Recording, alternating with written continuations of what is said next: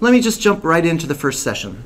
And this is a slightly packed session, so I will do my best to be efficient with my time. The first session is on CRL's newspaper digitization efforts and our recent developments with the Global Press Archive offer. If you didn't receive information about that, you may contact me. I'll forward you further information about that. But the title of the presentation is The World Newspaper Archive and the Global Press Archive, aligning CRL's news digitization efforts. Newspapers are in CRL's DNA. We've been working with international newspapers since the founding of CRL, which at the time was called the Midwest Interlibrary Center. So as early as 1950, we began collecting newspapers from our member institutions, as well as deposits from non-members, to amass a critical corpus of newspapers from both the United States and abroad. We've also been engaged from our outset in the preservation of a representative sample of the leading world press through the Foreign Newspaper Microfilm Project. And the AMPs, the Area Materials Projects of the Center, have been working for several decades in identifying at-risk collections and making sure alternate perspectives are represented in the collection. More recently, we've been working towards expanding information on collections that are preserved and digitized through the International Coalition on Newspapers. And about 10 years ago, we established a partnership with the World Newspaper Archive in order to engage in strategic, large-scale digitization of newspapers on behalf of our members. For those who are not fully aware of the World Newspaper Archive, this is CRL's and the community's program to pursue systematic digitization of historic global newspapers in partnership with REDX, a division of Newsbank. The World Newspaper Archive is a community-driven effort to provide persistent electronic access to newspapers from the holdings of not just CRL, but also major newspaper repositories around the country. CRL began the World Newspaper Archive driven by the interests of its members in collectivizing the control and persistence of the materials that are held in our collective repositories. CRL engaged with commercial and non-commercial partners in order to determine the best path forward. And we approached and we selected REDX to work with us in creating the corpus of materials that are now accessible online. Collectively, the community drives the World Newspaper Archive through the identification, prioritization, and provision of content. Participating repositories include many CRL members, such as the University of California, Berkeley, UCLA, Harvard, University of Florida, the New York Public Library, and many others. CRL, through the WNA, controls the costs of access for member institutions. Generally, CRL favors a cost recovery model, which lowers the cost of access for all institutions. WNA purchase fees through CRL are highly competitive, especially when compared to list price for your more traditional commercial offerings. CRL has guaranteed the long-term persistence and continued functionality of the news content for the CRL community. We have ingested all of the digital files here at CRL and are preparing to host that content on our own platform starting as early as next year. The open access provision of this was a critical component of the decisions that CRL made in selecting its partner organizations. To date, we have been working to digitize a combined 3.5 million pages of content, which represents nearly 500,000 issues from 400 titles. We've recently released the second series of African newspapers, which contains about 340,000 pages of content from newspapers published between 1835 and 1925. These titles were selected from CRL and member collections to complement and extend the range of materials that were available through the first series of African newspapers. You can see the page counts for the the various modules that are accessible through purchase by CRL members through CRL. The production of new modules has somewhat slowed recently by our efforts to work with the British Library on a content partnership, but we are committed to moving forward. A little bit more about that. A few years back, CRL announced its intention to work with the British Library on a variety of complementary collections to CRL's existing resources, and we raised charter support funds to make sure that the project moved forward. Contract negotiations became ensnared in regulations and policies of the British Library, as well as EU regulations. After much back and forth between CRL, REDX, and the British Library, we came to the conclusion that the negotiations were unlikely to result in an outcome that was consistent with the spirit and intent of the W&A model. In particular, issues regarding the rights in terms of hosting the materials in perpetuity and the ownership of the digitized materials became points that conflicted with the W&A model. Reluctantly, Bernie Riley and I, in consultation with the Collections and Services Policy Committee of CRL, decided to withdraw our support for this particular effort. And we returned to the charter participants for guidance on future activities in relation to the W&A. In those discussions, we were pleased to note that there was unanimous support for continuing to explore opportunities through CRL for the digitization of additional content. So, in recent conversations with REDX, we've gone back to explore where we might move forward with the World Newspaper Archive. In those discussions, there was joint interest between CRL and REDX in continuing to work together. We heard from members and charter supporters their widespread support and urgency for moving forward aggressively to address post-1922 content. One of our charter supporters said, "Our readers are desperate for content."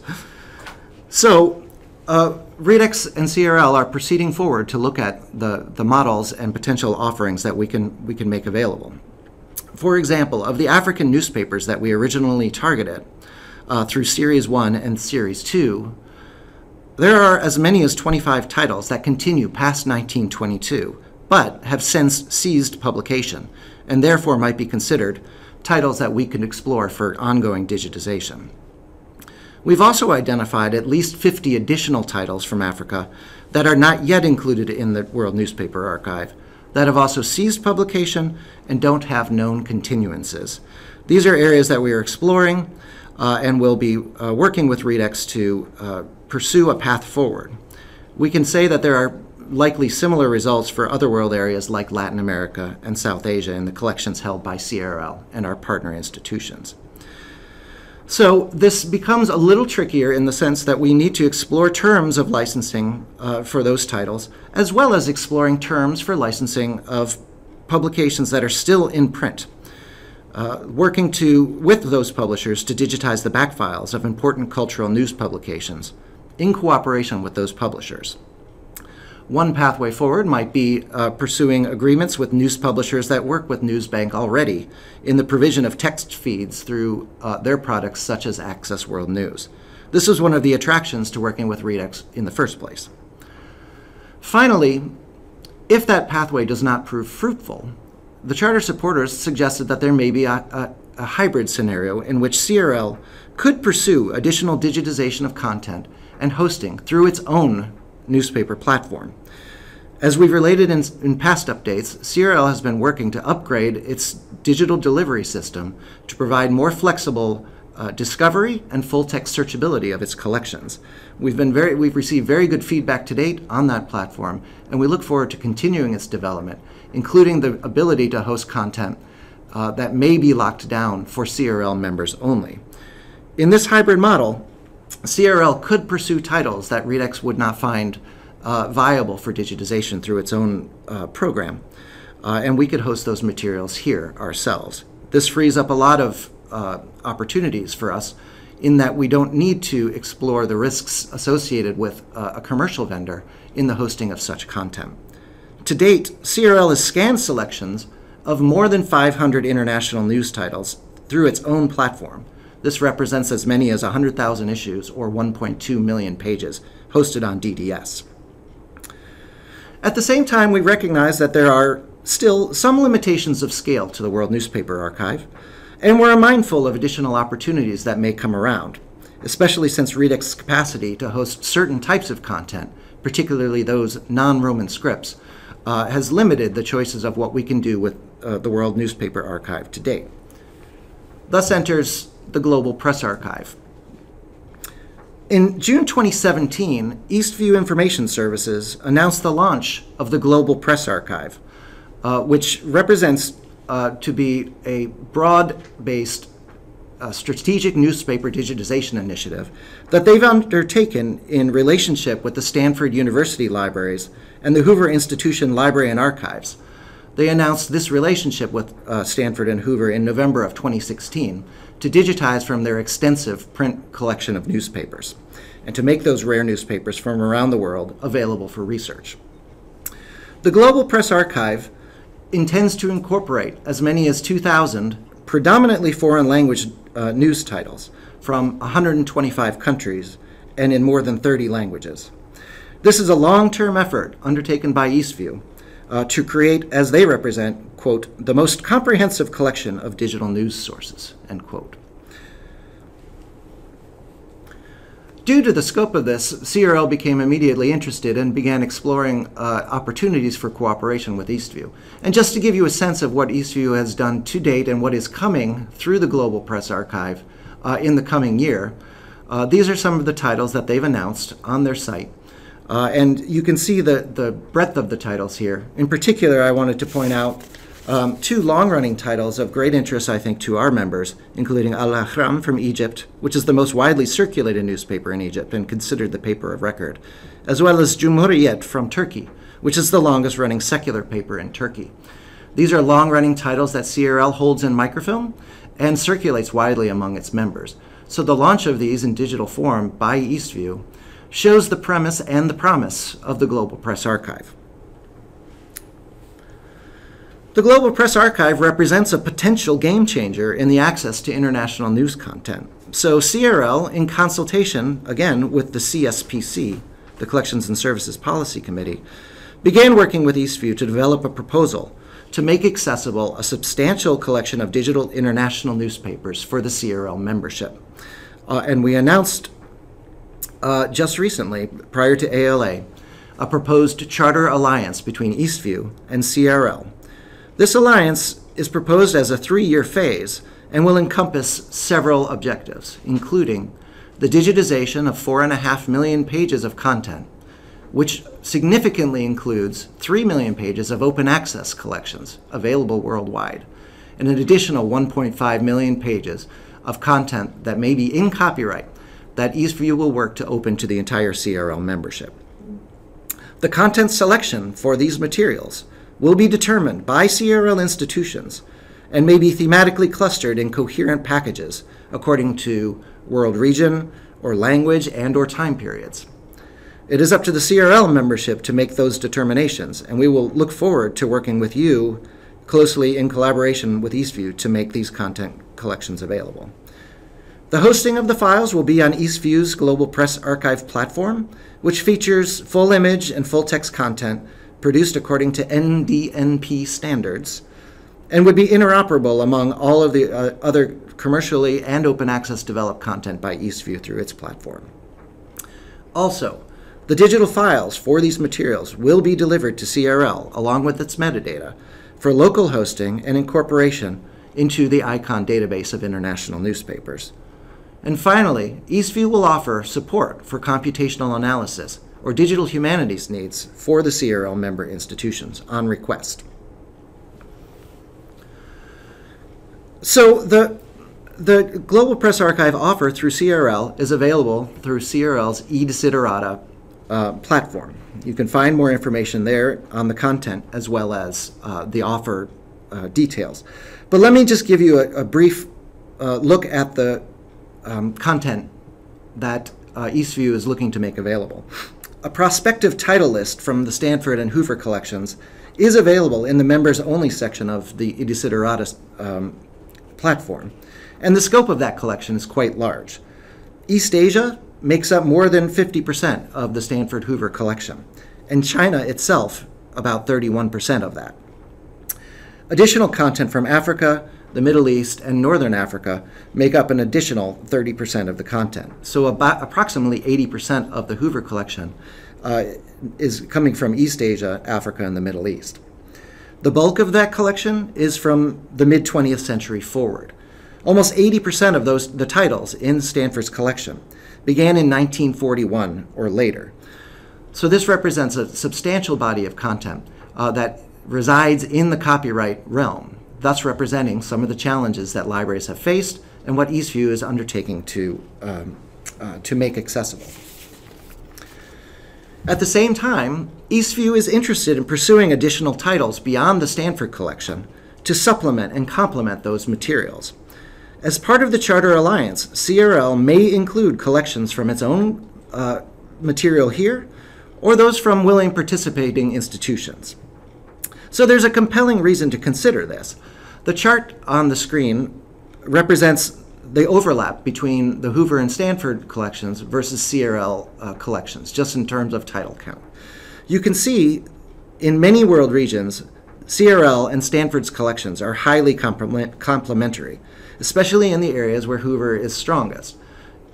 While CRL's title count may be larger in most world areas, you can see the East Asia collection from Hoover is nearly twice the size of CRL's, and that the overlap between the two collections is only about 11%. Similar overlap in Eastern Europe, the Middle East, and Africa represents some great promise for us to work together to augment the collections that Eastview is starting with as part of the Global Press Archive.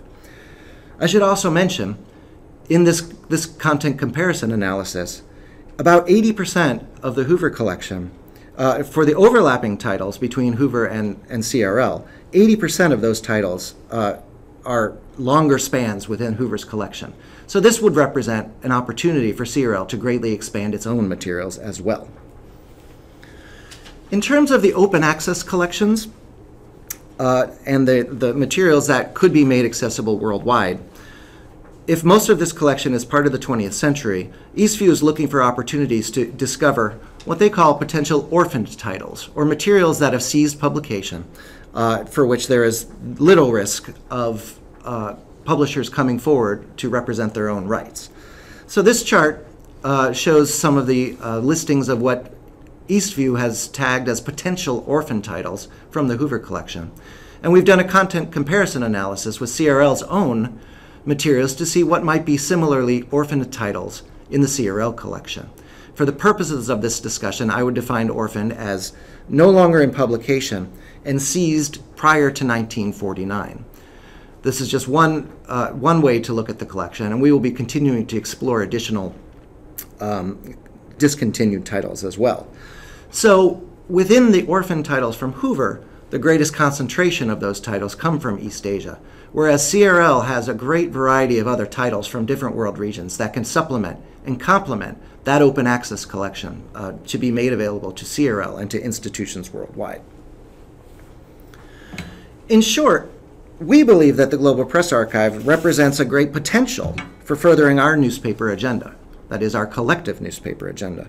In particular, the Global Press Archive stands to expand to new world regions within our newspaper program, especially those areas with non-Roman scripts that Redex and the World Newspaper Archive cannot presently handle. We also see great potential in the expansion into the late 20th century for content, compelling content desired by your patrons. Eastview is taking a rigorous approach to copyright determination and clearance of those materials, and this is something that's highly necessary to proceed forward in this realm. We think that there's also good potential in extending Hoover's strengths with additional content prioritized by the CRL members, as I said, from either CRL or from other collections. And Eastview is interested in adding on additional content from potential other partner institutions to be integrated into their search platform. As part of this alliance, they are also offering special pricing for additional modules that are developed through the Global Press Archive, and we'll look forward to rolling those out as future content is made accessible through the Global Press Archive. Still, we recognize some of the challenges of this model. For one, the plan is ambitious, and it requires strategic investment from the CRL membership.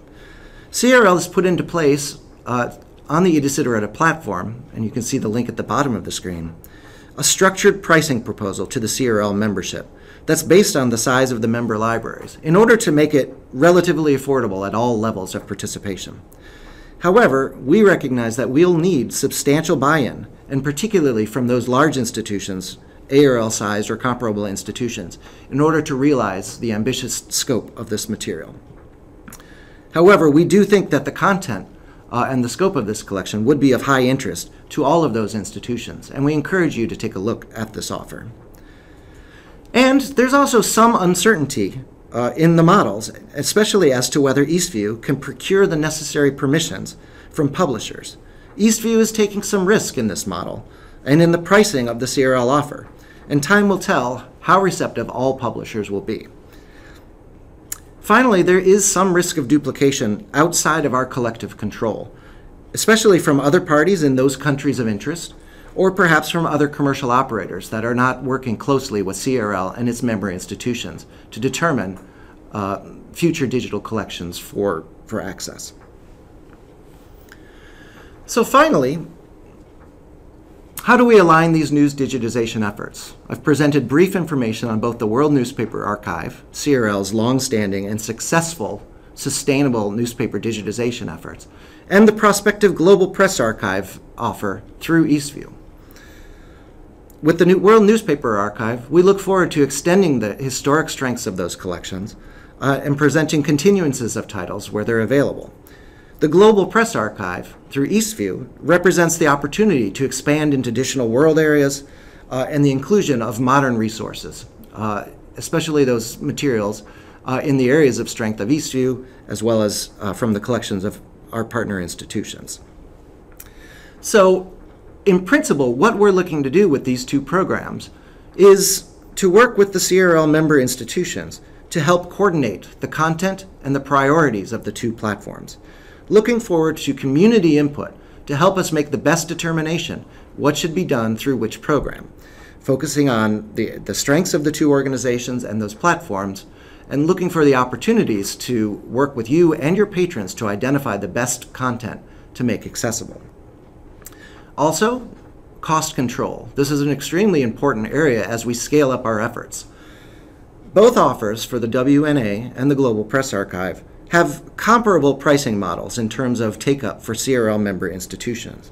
On average, the cost for an institution is held around 1 cent per page for content. We've looked to make this model accessible and scalable for those institutions who are looking to invest in these opportunities. Thirdly, wide accessibility of the content. CRL and its members are increasingly paying attention and urging producers of materials to make their content openly accessible. This imperative came through a vote of the CRL member institutions, and we've opened up a large body of CRL's own content as open access collections. We look forward to working with providers to make similar gains in this area. With the World Newspaper Archive, it was written into the agreements that CRL would receive the content and can make it openly accessible following a period of the exclusive offer through Redex. Within the Global Press Archive, a substantial body of that material would be made openly accessible upon digitization. It's embedded in the offer itself. So open accessibility of content and wide availability to the greatest number of institutions is an important factor in aligning these two efforts. And finally, the persistence of content.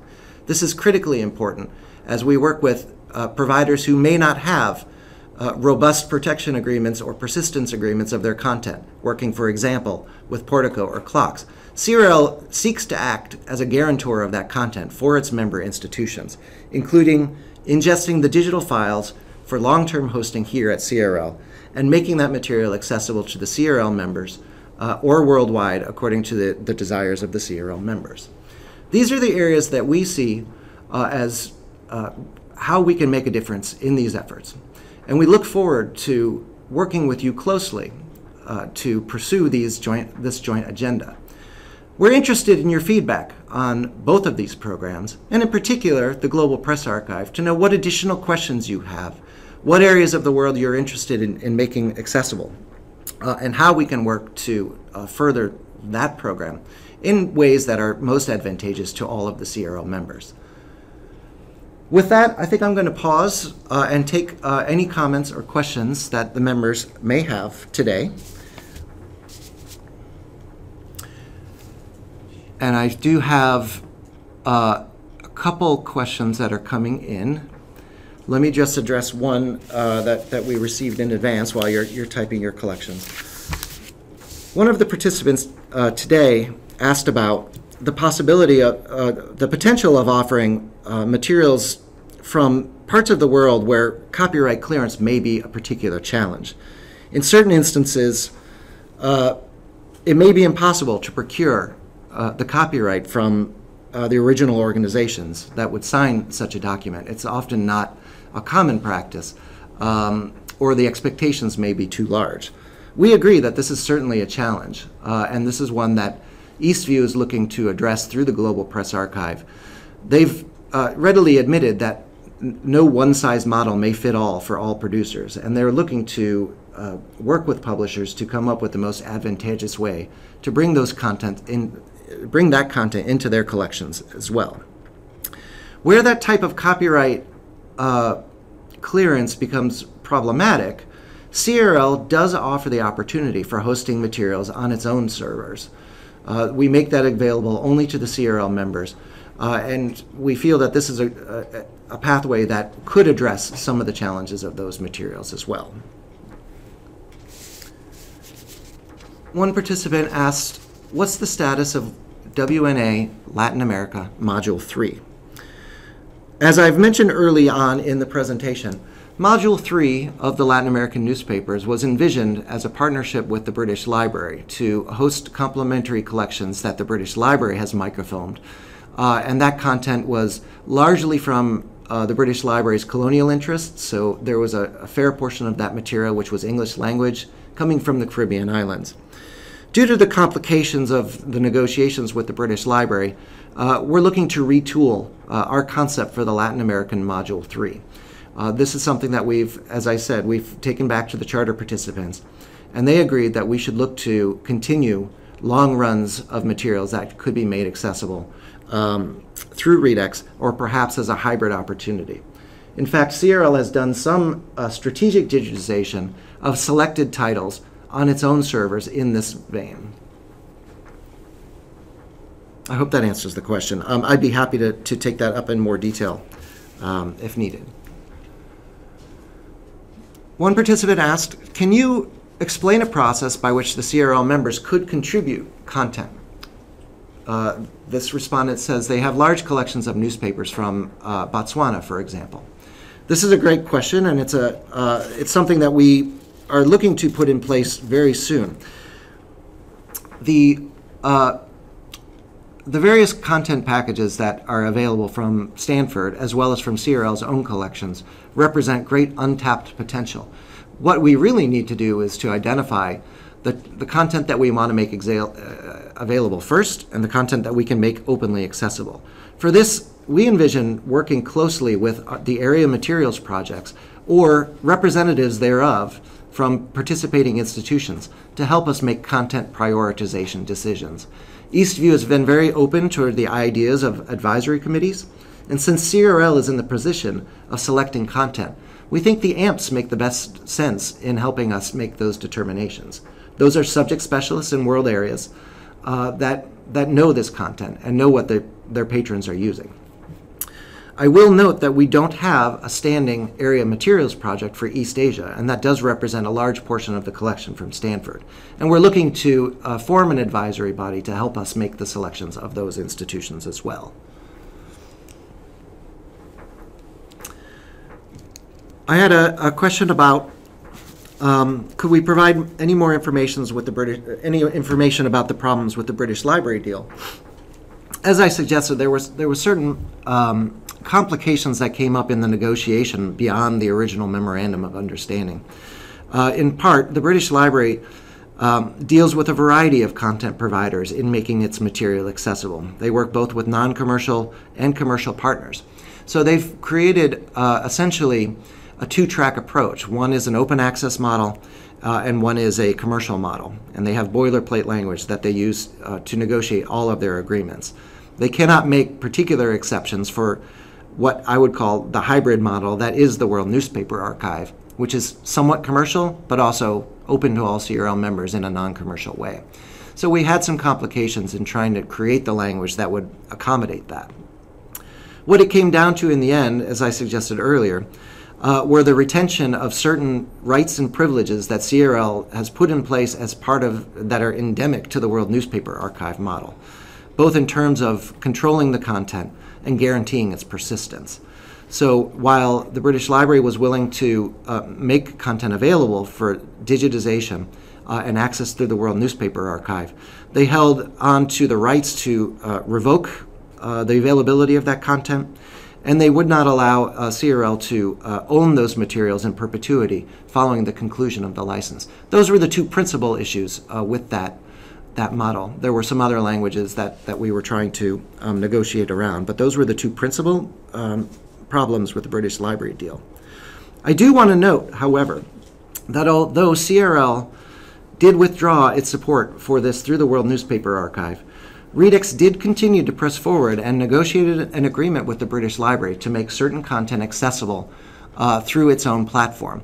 They've recently announced an African newspapers from the British Library collection, which essentially was born out of the early discussions with our organizations. This is a collection that is not officially part of the World Newspaper Archive, and it will be subject to Redex pricing for that. However, it does represent a strong complementary collections to the materials that CRL has created with Redex, and we do encourage you to take a look at that. I have I have two questions here, if I can get to both. I know I'm running a bit over time. One respondent asked, would there be a way to make a standard survey available that we could put out to the faculty to help with prioritizing parts of the world, or and presumably particular titles?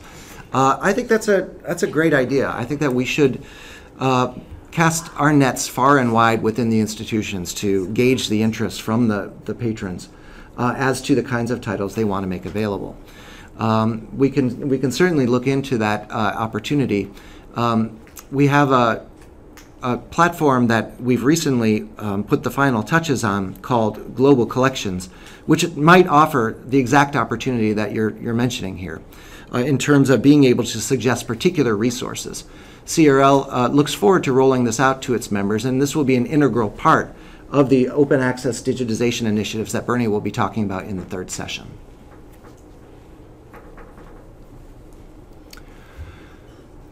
One final comment, I think. For institutions that are perhaps under-resourced and are always fighting to keep membership in CRL, it's of great importance that we see the benefits from the membership and we have access to materials that members don't get, and without being asked to pay more than we already pay in membership fees. CRL membership often competes with journal subscriptions. I completely support that comment. It is a challenge. CRL has a standing digitization program along two particular tracks. One, in response to faculty requests. We make almost 1 million pages of content available every year in response to patron-initiated requests. And that material has seen leaps and bounds, growing use over time. This content is freely accessible to all CRL members, and it's a tremendous benefit of CRL. And we've devoted some time in previous webinars to this. The second track beyond the patron-initiated is the types of strategic digitization. And we have allocated a percentage of every year's operations and collections budget towards strategic digitization of long runs of materials. We focused recently on several Latin American newspaper titles and journal titles through this effort. And those contents are available, details are available on CRL's website for those materials as well. One final question, and I'll turn this over. A question relating to the intersection of the World Newspaper Archive and the Global Press Archive. Since CRL did collect charter support for the initial World Newspaper Archive modules, is there a possibility of directing that money towards the Global Press Archive or banking it for future area projects? We're certainly open to considering this. We did offer the opportunity for institutions that did lend their initial support for the British Library Charter Partnership to receive their funds back to redevote to other projects or to direct those into additional programs. And we can look at sort of redirecting those funds towards one or the other program, if you should choose to direct those. We do look forward to pursuing our own Latin American Module 3, but if the funds could be redirected into the Global Press Archive, I don't see any reason why we wouldn't be able to do that. So I can follow up with you separately on that as well. Thank you for the question.